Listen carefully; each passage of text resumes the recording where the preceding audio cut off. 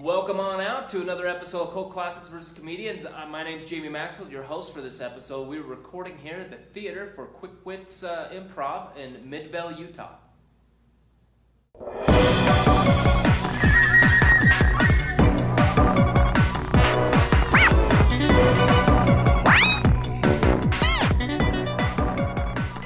And I am joined with three other lovely comedians. I've got Lamar Kellywood over here. Hi. All right. Eileen Dobbins. Hi. And Bob Bedore. Howdy. And I'm Jamie Maxfield, like I mentioned before. Another comedian, I guess. So I guess it's four comedians here on the show. Only three of them lovely, though. Only three lovely ones, and then there's me. And so we are going to be reviewing and talking about a film called Primer. Eileen did not pick this film, but she inherited this film. Eileen, tell us about this little adopted child of yours. Yeah, I'd love to. I love it just the same as the others. Don't let anyone tell you differently. Primer is a 2004 sci-fi thriller, very, very independently done, on a budget of $7,000. So it was very cheaply shot. It shows in some places. But very highly original storyline, very innovative, interesting movie to watch, I thought. I had one issue with it. Well, I had more than one issue. The first thing is I didn't enjoy it until I saw a flow chart of what was happening. Oh, I had to go see the flow chart too to understand exactly where we're going here. So confusing. Yeah. And I read that the filmmaker, I think it's Shane Carruth, but he didn't shy away from using technical jargon, which in the beginning of the film is very off-putting. Yeah. The opening scene, they're just talking about the first 10 minutes is shop, just... and I'm like, Yeah. Should I be... Is there going to be a test? Yeah. The other thing is, being Mormon, it felt very much like a church video made in the same era. Oh, I was going to say the same thing. They all look like returned missionaries at the beginning. I'm like... It looks like it was shot by missionaries on P-Day. Like over the course of several P-Days, these missionaries made an indie film. That's what it looks like. So what was the plot? Take us through what happens here. So a couple of guys who are trying to supplement their income, I think they're, I don't know, some type of sciencey guys. Mm-hmm. They're doing sciencey things, and they accidentally invent a time machine.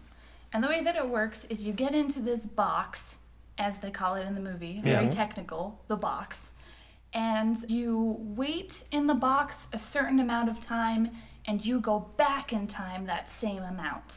They're doing the same thing any of us would do if we had a time machine. They're trying to make some money off of it. But they learn that time travel comes at a cost, and things just get out of control. You know, there's always... paradoxes. Yeah, there's always you, the original, and then there's the time travel version of you.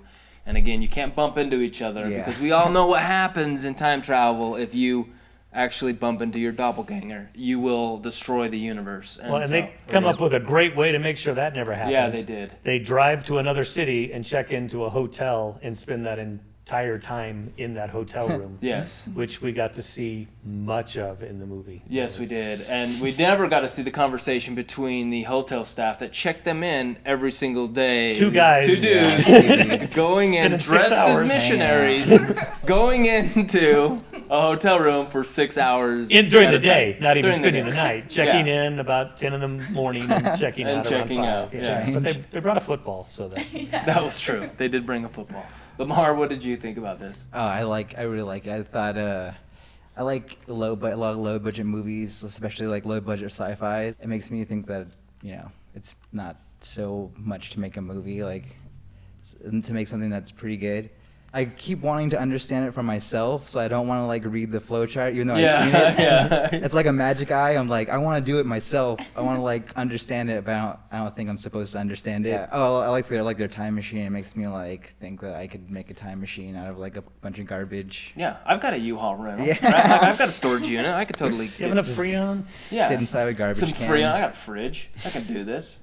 For me, you know what? I didn't enjoy it. I saw it years ago, and a little bit after it came out.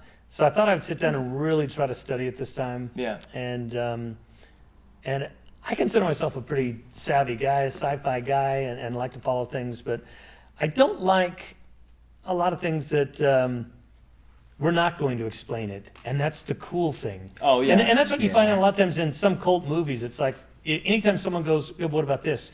That's the cool part. That's that so it, cool. See, that their handwriting got bad. Why?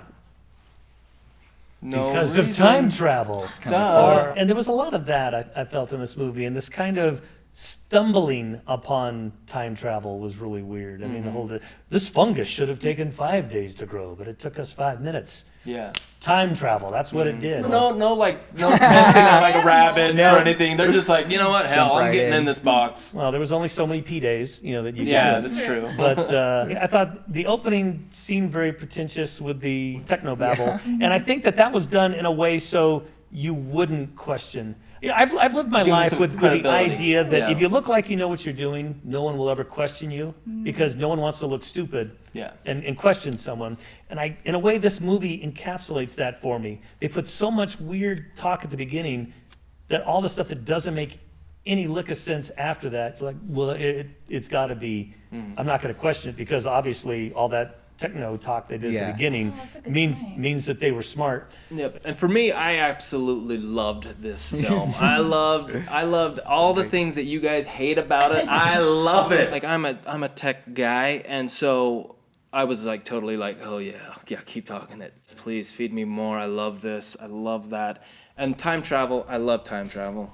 I love it. pretty great. Ever since Back to the Future, Yep. I've always been fascinated by it. But I do admit that when they get into it and they start and they're looping through and all of a sudden there's all this stuff going on, there are times where your head hurts and you're like, I don't know.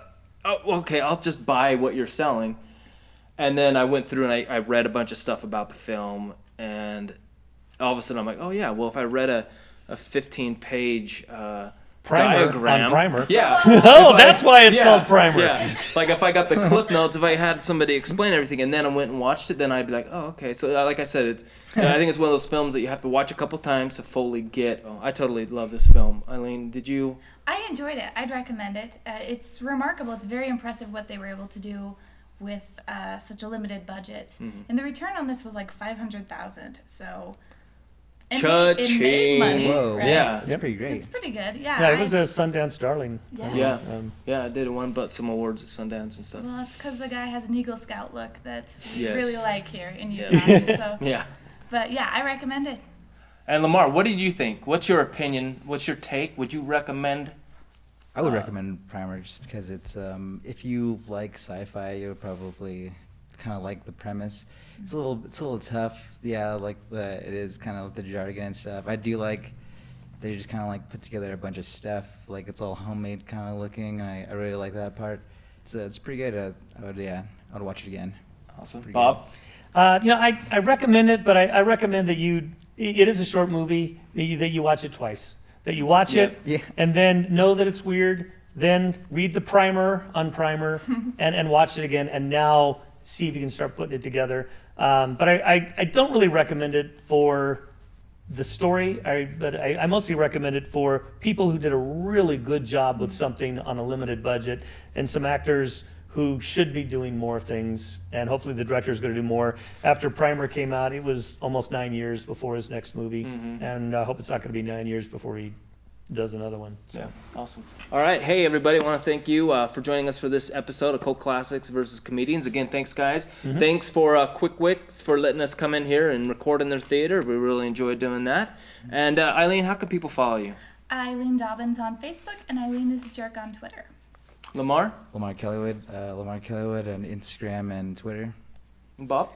You can do Bob Bedore 3000, but I hardly do anything on Twitter. But check out qwcomedy.com, and that's where you can find out all about Quick Wits and some of the dumb stuff we do. Yeah, fantastic. And I'm, again, Jamie Maxfield, your host. Follow me on Twitter at Jamie Maxfield, also on Facebook. And you can also follow Cult Classics versus Comedians on Facebook. Don't forget to check that out. And also check out Channel 801, which is a beautiful film showcase that both Mr. Ben Fuller and I produce. It's a monthly showcase of local films here in Utah. Again, thanks everybody. Thank you guys for being on this episode. And thanks a lot.